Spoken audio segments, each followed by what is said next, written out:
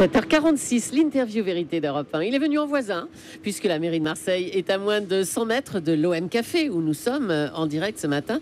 Thomas, votre invité, c'est le maire et sénateur Jean-Claude Gaudin. Le maire d'une ville qui vit depuis très tôt ce matin et qui va vibrer ce soir, évidemment, derrière l'équipe de France. Jean-Claude Gaudin, maire depuis 95, ça veut dire qu'il était là pour la victoire en Coupe du Monde. Bonjour Jean-Claude Gaudin. Bonjour. Alors, comment vous le sentez, vous, ce match ? Écoutez, j'espère que la France va l'emporter. Avec une petite indication, j'ai demandé à l'Élysée, j'ai dit à Angela Merkel, elle vient ? Non, parce qu'elle a peur d'être battue. Et vous êtes sûr qu'elle ne vient pas ? C'est pas une surprise ? Elle ne vient pas. Vous n'avez pas d'informations qui diraient qu'elle viendrait ? Elle ne vient pas, sinon je me serai encore mieux habillé pour l'accueillir. On a l'impression que chez tous les dirigeants avec cet euro, il y a 50% de plaisir et 50% de peur que ça se passe mal, de peur des incidents, d'autant que vous en avez eu votre part, vous, ici, le 11 juin, avec les Russes. Oui, effectivement, ça commençait mal. Nous avons eu 6 matchs, ce qui était déjà quelque chose de très important pour la ville de Marseille et pour la métropole. Mais nous avons eu ces incidents très graves entre l'Angleterre et la Russie, à l'endroit même où vous vous tenez là, sur le ce matin, bien entendu. Les 2 Anglais qui avaient été sérieusement blessés ont été soignés dans nos hôpitaux et ont été rapatriés hier en Angleterre. Cependant, il y avait eu un côté un peu amusant dans cette affaire. C'est que la veille, l'UEFA avait installé les joueurs russes à côté de la fan zone de la plage du Prado, endroit merveilleux bien sûr. Et les joueurs russes se sont plaints que la fan zone faisait de la musique, qu'il y avait un concert organisé. Et alors, ils n'ont pas hésité, ils ont téléphoné à Poutine. Ah, ils ont téléphoné à Poutine directement ? Bien sûr. Et moi, j'ai eu le retour par l'ambassadeur de Russie en France. Heureusement, il parle français, celui-là. Et donc, il me dit, est-ce qu'on ne peut pas améliorer les choses ? Bien sûr, on va baisser le son, on supprimera le concert.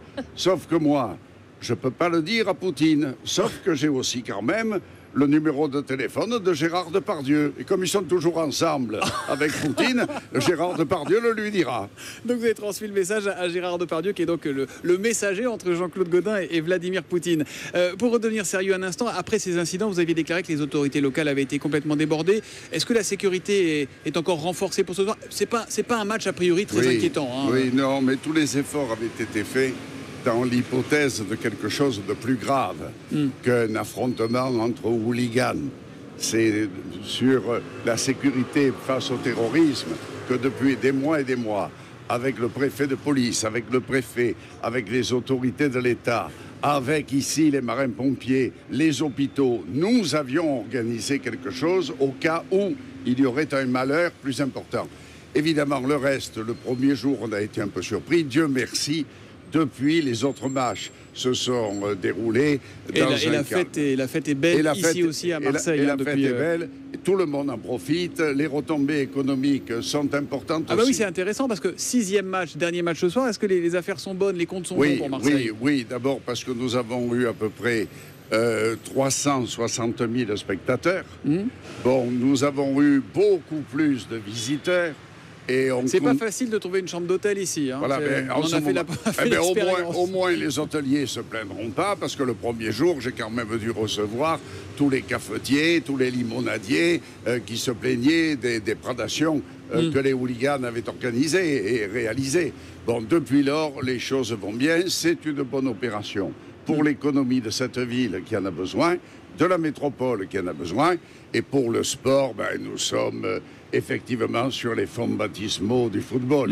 Dites-moi, monsieur le maire, justement, à Marseille, on aime l'OM d'amour. L'équipe de France a droit à une petite place quand même dans le cœur des supporters. Oui. Regardez, je suis moi-même surpris de voir aux fenêtres des maisons, des appartements, des immeubles, le drapeau français. Ça, c'est quand même quelque chose qui me touche. Il est à la mairie, le drapeau, généralement, mais pas souvent ailleurs. Et là, il y est. Eh bien, c'est les 3 couleurs que nous portons, nous, les élus, à des chartes. Petite parenthèse sur cet OM. Est-ce qu'il vous inquiète, ce club qui est en vente ? On ne voit pas de nouveaux joueurs arriver. C'est plutôt le mercato discount. Les abonnements, c'est la crise. Surtout, je ne souhaite pas que l'on recommence ce que l'on avait fait en 95. En 95, lorsque l'OM avait été rétrogradé, injustement d'ailleurs, en 2e division, qu'il n'y avait plus d'équipe, plus d'entraîneurs, plus de managers, le tribunal a dit, c'est le maire qui présidera l'OM. Alors j'avais rêvé de tout dans ma vie, mais pas d'être président de l'OM. Je l'ai été pendant 2 ans.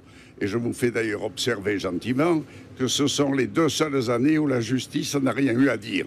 C'est pas mal. Mais ceci dit, après, le club vous inquiète vraiment? Le club peut mourir aujourd'hui ou pas? Oui, c'est moi qui ai choisi dans son temps Robert-Louis Dreyfus. Cet homme a mis des sommes d'argent personnelles considérables dans l'Olympique de Marseille. Son épouse, Margarita Robert-Louis Dreyfus, a fait pareil, mais depuis maintenant plus d'une année passée, elle ne met plus rien. Et par conséquent, la Brune est obligée de jongler avec, comme il peut, avec les ventes des joueurs, etc. Bon, l'OM, je souhaiterais, je l'ai dit à Margarita Robert-Louis Dreyfus, qu'elle trouve un repreneur le plus vite possible. Bon, le message est passé. Revenons à l'Euro.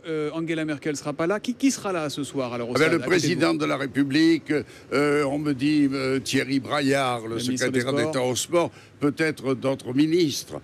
Bon, et ici, ils ne craignent pas la 49-3. La petite pique politique qui va bien. Pour finir, les Allemands, leur rigueur, ils ne sont pas habitués à la Méditerranée. Un petit conseil pour les engrainer, comme vous dites ici. Déjà, hier, j'ai attendu 4 heures un avion à Orly pour arriver à Marseille. Il y avait plein d'Allemands, mais je ne parle pas l'allemand. Moi, je ne suis pas comme Jean-Marc Ayrault qui a cette discipline. Bon, facilement, seulement quelqu'un leur a dit, il y avait des Marseillais, lui, c'est le bourgmestre. Alors, le bourgmestre, il est là pour accueillir aussi, effectivement, pour accueillir nos visiteurs dans un bon état d'esprit, voilà. Le score ce soir. Et même s'il y avait le grand El Kabash là, oui. On l'accueillerait de la même manière.